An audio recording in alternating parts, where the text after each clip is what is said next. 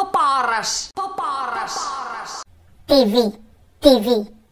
Παίζω ποδόσφαιρο. Μου άρεσε. Ποδόσφαιρο. Είμαι και διαιτητής στο μπάσκετ.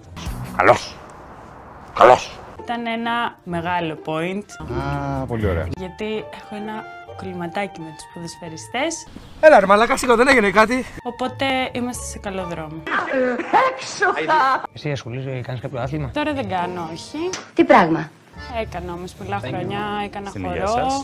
Μίλησε μας ακόμα λίγο για σένα. Πιο μικρή έπαιζα και μπάλα, γενικά είμαι fan της μπάλας. Είμαστε very, πώς το λέτε εδώ εσύ. Λέω εδώ είμαστε, είχαμε έναν άνθρωπο να βλέπουμε μπάλα. Περιμένεις ο κόσμος να σε πάρει σοβαρά. Δηλαδή εδώ πέρα είμαι μόνο εγώ, η μαμά μου και η κορούλα μου. Αυτό δεν είναι καλό. Πόση είναι αυτό? Η κόρη σου πόσο είναι? Η μικρή είναι 3.